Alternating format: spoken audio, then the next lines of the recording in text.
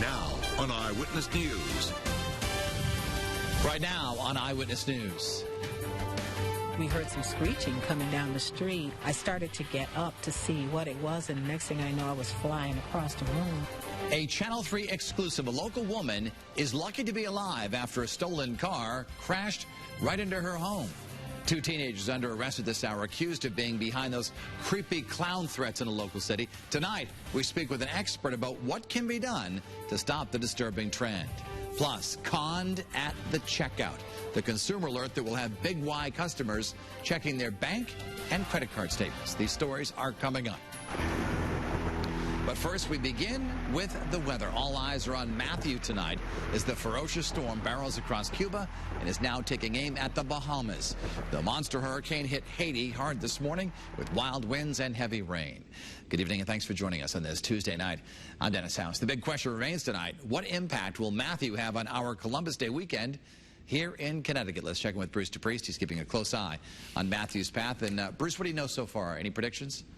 Well, Dennis, right now I'm thinking that it's going to be a low-impact storm for Connecticut. But again, keep in mind, it's pretty far to our south. There have been some interesting developments from the National Hurricane Center on the future path of Matthew. But in the meantime, Matthew has crossed the eastern coast of Cuba around 8 o'clock this evening. It's now moving to the north of the island into some open water. Once again, the mountains of Cuba have weakened it a little bit. Winds are down to 130 miles an hour, but it's still a dangerous Category 4 hurricane, and it could gain some strength. Now, with time, it's going to bend to the northwest. There have been some changes in the weather alerts off to our south. A hurricane warning remains in effect for the Bahamas, and it's now been extended to a good part of the Florida coast, including Lake Okeechobee. A hurricane watch has been extended northward to include a good portion of northern Florida. So a hurricane warning is in effect for parts of Florida, meaning hurricane conditions are expected and are likely. Now, here's the latest track from the Hurricane Center. There it is, moving off the northeast coast of Cuba, taking a bend to the northwest, still maintaining Category 4 strength as we go through tomorrow. And then by Thursday evening, it's, well, pretty much paralleling the coast of Florida. And there it is by Friday evening. So a dangerous close call for Florida. That's why the hurricane warning has been extended to portions of Florida. Then from there, it starts to move to the northeast. That's the forecast position for Saturday 8 p.m. And then here's the change. Look at that. It's now further to the south and east of New England by Sunday 8 p.m. and no longer is Connecticut, at least at that point in time, in the cone of uncertainty. That could, of course, change, but the trend is toward a track further to the south. Temperatures now are in the 40s and 50s. Litchfield is 47, and the skies have cleared nicely. Before we feel any effects from Matthew, we have nice weather to talk about. I'll talk about the days ahead, plus I'll take a look at what some other models have to say on the future course of Matthew. It's all coming up, Dennis. All right, Bruce, thank you. Tonight, Cuba took a pounding as Hurricane Matthew continues its deadly trek, charting closer to the east coast of the U.S. Matthew is already being blamed for killing at least 7 people, though the death toll is expected to rise. It's the strongest hurricane to hit Haiti since 1964. Those still in the projected path are bracing for the worst. Make sure we got water, we got non-perishable foods, we've got a generator, so we make sure that's all fueled up, make sure your vehicle is fueled up, and you leave the rest to the good master, man.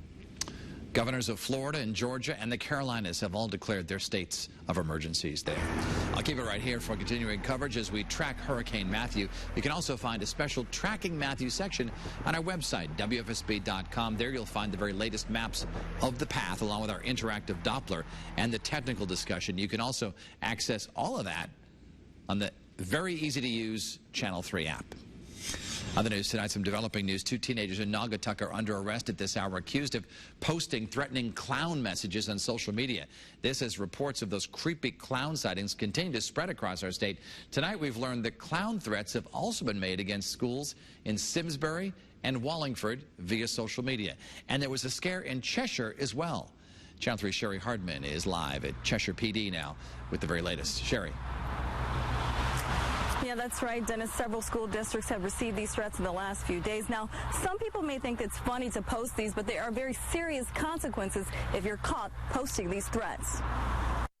The first reported creepy clown sightings took place in South Carolina in August by some children who told a sinister tale of a group of clowns living in an abandoned house in the woods who were trying to entice them with money to follow them, a tale that quickly spread to social media. Scary clown sightings are an interesting phenomenon of social media. John DiCarlo is an associate professor at the University of New Haven, Department of Criminal Justice. He is also a former police chief for Branford. DiCarlo says the more the tales of demonic clowns are shared, the more sightings will pop up. Copycatting is not a new kind of a thing in situations like this. Very often, I recall when I was a police officer, we would get copycat bomb scares. Kids would pull alarms coming out just to get out of school. It's something that young people very often do for the thrill of it, and I think that we will see more with Halloween coming up. Samantha Cotta and her friends won't be taking part in the creepy clown trend this Halloween. Not me personally. I wouldn't want to be mistaken for one of those clown guys. Like, God forbid. I mean, it's kind of terrifying considering that some of the acts I've heard of are kind of violent, and that's terrifying to not be sure, oh, it's someone being a joke or someone who's not kidding. That's kind of terrifying, especially with Halloween coming around. The little kids are out. They're like, oh, it's a clown, but it might be a bad person, and that's terrifying to think. DiCarlo says police will still investigate these stories to make sure there's nothing to them. And like the two students in Naugatuck, will face charges if caught posting clown threats on social media. I think that the police will be able to keep their communities informed and be reasonable about it. Now, those two students have been charged with disorderly conduct and conspiracy to commit disorderly conduct. As for Cheshire, school officials tell us that there was no credible threat, but they do take these things seriously. Live in Cheshire, Sherry Hardman, Channel 3 Eyewitness News. Sherry, thank you. Now to an Eyewitness News exclusive. A terrifying scene in New Britain. A driver of a stolen car lost control and crashed into a house, landing just inches from a woman sitting in her bedroom. The victim spoke exclusively with Eyewitness News tonight, and Channel 3's Patricia Del Rio is live at the scene with her story. Patricia. Dennis, this is one of those stories where you really realize how life can change in an instant. Now, take a look behind me. You can see that there is a boarded up wall, and on the other side of it is the bedroom. The car went right through the vinyl siding and into the house. It hit this old well first, and that slowed it down, and that possibly is the only thing that kept this car from going right through the house, clear to the other side. Now the woman who survived is counting her blessings.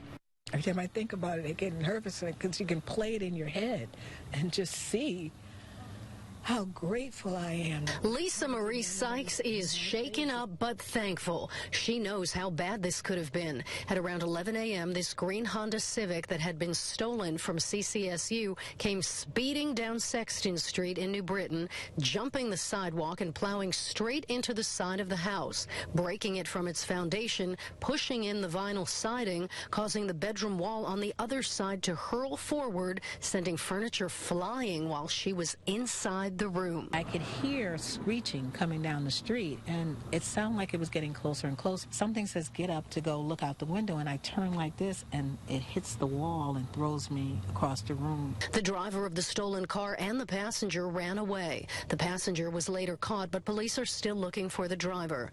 Lisa's husband, William, was not home at the time. The two are now displaced until the house is repaired, as it has been condemned as unsafe. Now the couple can only look to the future and be grateful that it was only material things lost. We're going to be fine where nobody's dead, because technically I should be. So we have a beautiful God that loves us.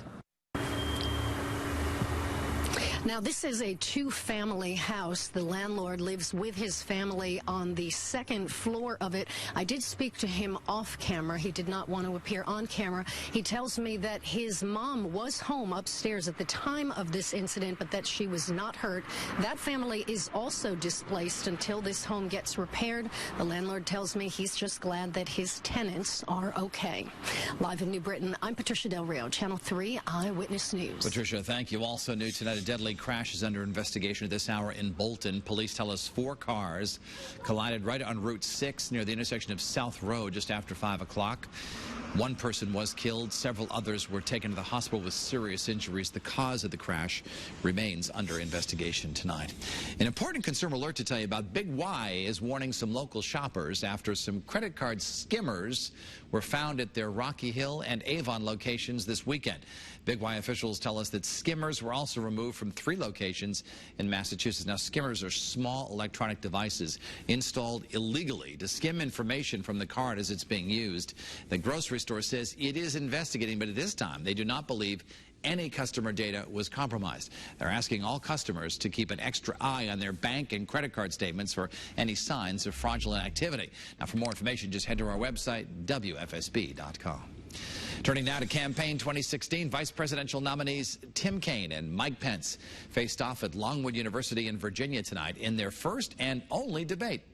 Each spent the majority of his time talking about the top of his ticket. Channel 3's Weijia Jiang has more now from Farmville, Virginia.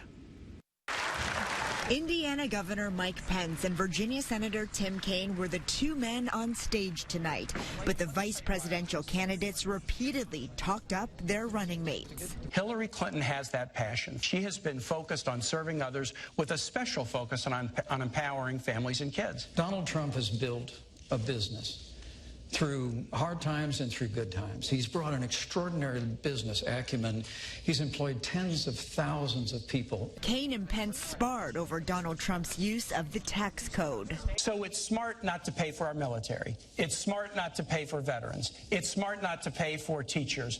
And I guess all of us who do pay for those things, I guess we're stupid. Senator, do you take all the deductions that you're entitled to? The last thing I want to ask Governor Pence is I do. Pence questioned Hillary Clinton's trustworthiness. There's a reason why people question the trustworthiness of Hillary Clinton, and that's because they're paying attention.